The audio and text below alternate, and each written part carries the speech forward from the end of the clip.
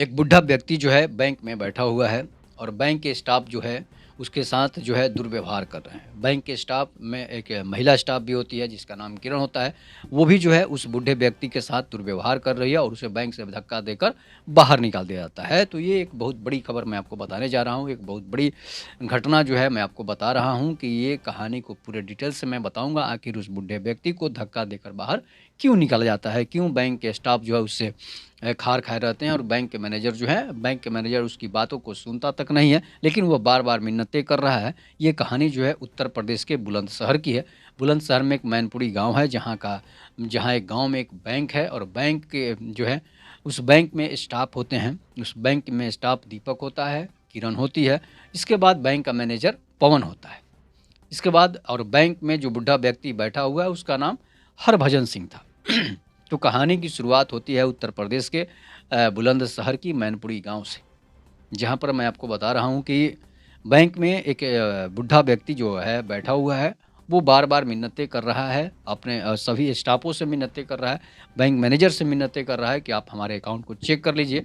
आप हमारे अकाउंट को चेक करके ये बता दीजिए कि हमारे अकाउंट में कितने पैसे हैं, कितने जो है रुपए बचे हुए हैं या फिर कितने पैसे कटे हैं या कितने पैसे इसमें हैं। लेकिन बैंक स्टाफ जो है कोई स्टाफ उनकी बातों को सुनने को लिए राज़ी नहीं होता है। इसलिए कि बुड्ढा जो है वो फटे कपड़े पहने हुए थे, साधारण सा कपड़ा था और बाल बिखरे हुए थे और एक छोटी-सी पगड़ी बंधी हुई थी। उसके बावजूद जो है उनकी गरीबी हालत देखकर ये पता चलता था कि बुड्ढा व्यक्ति काफ़ी गरीबी से गुज़रा रहा है। उसमें एक स्टाफ होता है दीपक जो उनकी बातों पर थोड़ा-सा गौर करता है, उनकी बातों को सुनता है और सुनने के बाद बताता है कि बाबा हम आपके अकाउंट को चेक करके बता देंगे। अब वो बैंक मैनेजर के पास दीपक जो है जाता है, बैंक मैनेजर पवन जो है वहाँ पर अपने चेंबर में बैठा हुआ है और बताता है कि एक बूढ़ा व्यक्ति दीपक जो है बताता है कि एक बूढ़ा व्यक्ति बाहर जो बैठा हुआ है, वो बार-बार जो है बैंक डिटेल्स को चेक करने के लिए मिन्नतें कर रहा है। पूरे अकाउंट को खंगालने की बात कर रहा है कि आप हमारे मेरे अकाउंट को चेक कर दीजिए, इसमें कितने पैसे बचे हैं। जब वो काफ़ी देर के बाद जो है दीपक की बातों को बैंक मैनेजर मानता नहीं है, अपने पैर जो है टेबल पर रख कर सोया हुआ है, बैठा हुआ है। उसके बाद होता क्या है कि बाहर निकलता है बैंक मैनेजर आखिर देखें कि कौन ऐसा आदमी है जो इस बैंक में खाता खुलवाया है और वो बैंक इतना बड़ा था कि उस बैंक में जो है छोटे लोग खाता खुलवा ही नहीं सकते थे। अमीर लोग ही खाते खुलवाते थे, सूट-बूट वाले लोग ही खाता खुलवाते थे। इसलिए कि काफ़ी अधिक पैसे लाखों रुपए से खाते की खोलने की शुरुआत होती थी, एक बहुत बड़ा बैंक था। लेकिन जब बैंक मैनेजर बाहर निकलता है तो देखता है कि वह बूढ़ा व्यक्ति जो है फटे कपड़े पहनकर बैठा हुआ है और जो है उसके बैंक डिटेल्स को खंगालने की क्या ज़रूरत है? इसके बैंक में पैसे होंगे ही नहीं। अब ये ऐसा करके मना कर देता है, दीपक बेचारा चला जाता है। उसके पहले जो है बूढ़ा व्यक्ति हरभजन सिंह जो है किरण के पास जाते हैं और किरण से कहते हैं, "किरण तुम मेरा अकाउंट चेक करके बता दो।" लेकिन वो भी उन्हें दुत्कार देती है और उनके साथ गलत दुर्व्यवहार करती है, उन्हें तू-तू, मैं-मैं बोलती है। उसके बाद उन्हें जो है कहती है कि आपके पास औकात नहीं है, आपके पास पैसे नहीं है और इस बैंक में खाता खुलवाने चले हैं, इस बैंक में खाता आपका है ही नहीं, हो ही नहीं सकता है। अब वो बुढ़ा व्यक्ति जो है काफ़ी सभी स्टाफ के पास ऐसे ही मिन्नतें करता है लेकिन कोई उनकी बातों को सुनता नहीं है। उनके ड्रेस को देखकर यही कह देता है कि आपके खाते जो है इस बैंक अकाउंट में नहीं है। अब उसके बाद जो है बैंक मैनेजर बाहर निकलता है और उसके बाद बैंक मैनेजर जो है उस बुढ़े व्यक्ति को धक्का देकर वो अपने स्टाफ से बाहर निकलवा देता है। किरण जो है और दूसरे स्टाफ जो है उसे पकड़कर उसे बैंक से बाहर कर देते हैं। और दीपक जो है मना भी करता है कि देखिए किसी भी ग्राहक के साथ, किसी भी कस्टमर के साथ चाहे वो हमारे बैंक का हो या नहीं हो, उसके पास पैसे हो या नहीं हो, इस तरह के दुर्व्यवहार नहीं होने चाहिए। इसलिए कि इंसानियत के नाम पर भी कुछ होता है। लेकिन कोई उनकी बातों को दीपक की भी बातों को कोई नहीं सुनता है, इसलिए कि दीपक एक छोटा-सा क्लर्क था। और उस बैंक मैनेजर की बातों को सभी मानते हैं, इसलिए कि भाई मालिक आदेश हो जाता है तो जो है नौकर तो बात मानता ही है और स्टाफ तो बात मानेंगे ही बैंक मैनेजर का और उस बूढ़े व्यक्ति को बाहर निकाल दिया जाता है। वो बूढ़ा व्यक्ति चेतावनी देकर चला जाता है कि हम तुमको वार्निंग दे रहे हैं कि कल तक जो है तुम्हारे साथ जो हमारे साथ तुमने किया है, उससे भी बदतर स्थिति तुम्हारा करेंगे, तुम हमें पहचानते नहीं हो। और बैंक मैनेजर जो है ऐसी सुनने के बाद जो है कहता है कि जाइए, जाइए अब जो मेरा करना है कर लीजिएगा। कल सुबह जो होती है, फिर से बैंक खुलती है।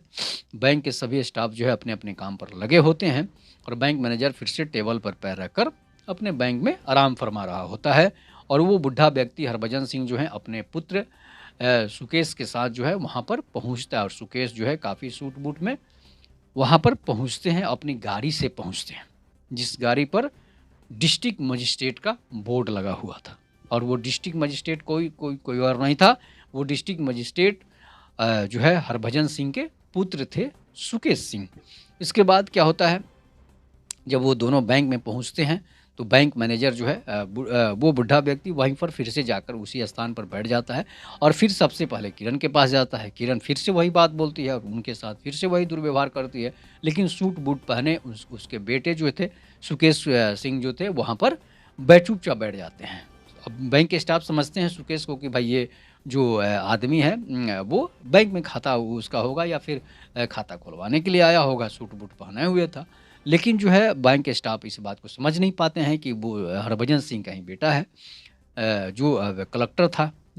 इसके बाद होता क्या है कि फिर से दीपक के पास जाते हैं और दीपक जो है उनके अकाउंट को फिर से चेक करता है और कहता है कि भाई देखता है तो उसे पता चलता है कि उसके अकाउंट में जो है काफ़ी सारे पैसे हैं, करोड़ों रुपए हैं।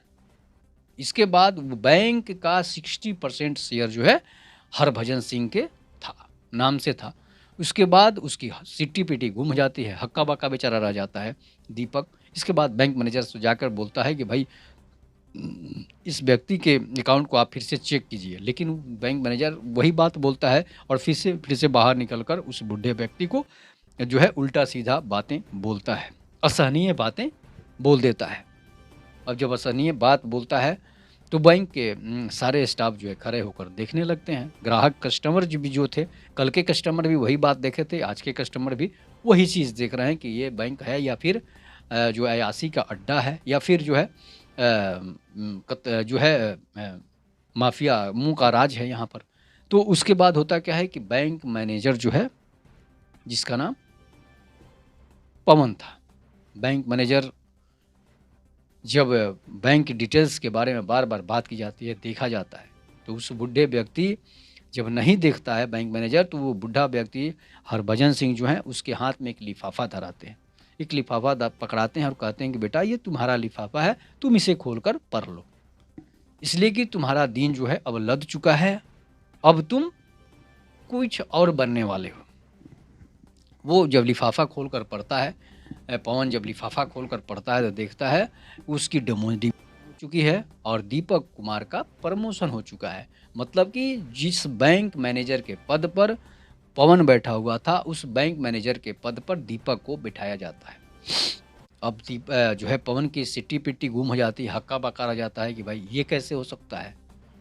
तो वो हरभजन सिंह कहते हैं, बुढ़ा व्यक्ति हरभजन सिंह कहते हैं कि बेटा तुमने बहुत बड़ी गलती की है और तुम्हें कल ही मैंने चेतावनी दी थी, तुम्हें वार्निंग दी थी कि तुम ऐसे किसी कस्टमर के साथ नहीं व्यवहार कर सकते हो, जिससे कि बैंक की छवि जो है धूमिल हो जाए, बैंक की छवि जो है खराब हो जाए। लेकिन तुमने अपनी तनाशाही बातों को नज़रअंदाज करते हुए जो है हमारे साथ जो व्यवहार किया है, उसकी सज़ा तो तुम्हें मिलेगी ही। अब तुम्हें मैनेजर से स्टाफ के पद पर रखा जाएगा। तुम्हारी तो इतनी बड़ी गलती थी कि तुम्हें नौकरी से ही बर्खास्त कर दें। लेकिन हमें तुम्हारे जैसी व्यवहार नहीं है, हम जो हैं वो तुम्हारे जैसे दिमाग के नहीं हैं। तुम्हारे जैसे दिमाग की उपज मेरे दिमाग में नहीं है। इसलिए कि मैं चाहता हूँ कि तुम्हारे बाल-बच्चे हैं, परिवार है, इसलिए तुम जियो खाओ, लेकिन अब तुम्हें छोटे पद पर रहना पड़ेगा और दीपक जो हमारे साथ इतना अच्छा व्यवहार किया है, उसे ही बैंक मैनेजर बनाया जाएगा ताकि वो सभी बैंक के कस्टमरों का ख़्याल रखे और जो है तभी जाकर बैंक बढ़ेगा, नहीं तो तुम्हारे जैसे लोग हमारे बैंक को डुबा देंगे और इस बैंक का ओनर मैं हूँ। इस बैंक में मैं ही सर्वाधिकार सुरक्षित मैं ही हूँ। इसलिए कि मेरा बैंक है और मैं ही बैंक में बहाल करता हूँ लोगों को और मैं ही बैंक से रिमूव करता हूँ। और ये घटना 1972 की है। ये 1972 की घटना है। हरभजन सिंह के नाम से एक बैंक था, जो काफ़ी बड़ा बैंक था, उसमें बड़े-बड़े लोग जो हैं खाता खुलवाने आते थे। अब दीपक जो है बैंक मैनेजर बन चुका है और पवन जो है स्टाफ बन चुका है। किरण भी माफ़ी माँगती है, पवन भी माफ़ी माँगने लगते हैं, पैर पकड़कर माफ़ी माँगते हैं, लेकिन किसी की सज़ा माफ़ नहीं होती है और चेतावनी मिलती है किरण को और पवन को कि अगर आज से अगली इस तरह की बातें अगर सुनी जाएगी तो फिर आपकी नौकरी ख़त्म कर दी जाएगी और आप सड़क पर आ जाएँगे।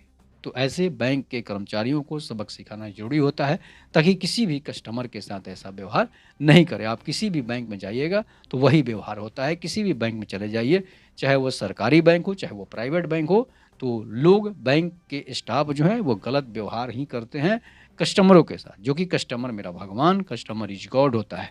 कस्टमर मेरा भगवान, कस्टमर मेरा देवता कहा जाता है। बैंक में लिखा होता है कि ग्राहक ही मेरे देवता हैं, ग्राहक ही मेरे लिए भगवान है, लेकिन उनकी भगवान की बातों को तो कोई मानता नहीं है। तो इस तरह से उन लोगों को सबक सिखाना काफ़ी ज़रूरी होता है, जो लोग ऐसा व्यवहार करते हैं किसी भी व्यक्ति के साथ। इस पर आप अपनी प्रतिक्रिया ज़रूर दीजिएगा। ये सच्ची घटना जो है 1972 की है और उत्तर प्रदेश के बुलंदशहर की है। तो कहानी कैसी लगी? आप ज़रूर इस पर प्रतिक्रिया दीजिएगा। तब तक के नमस्कार। जय हिंद, जय भारत, जय श्री राम।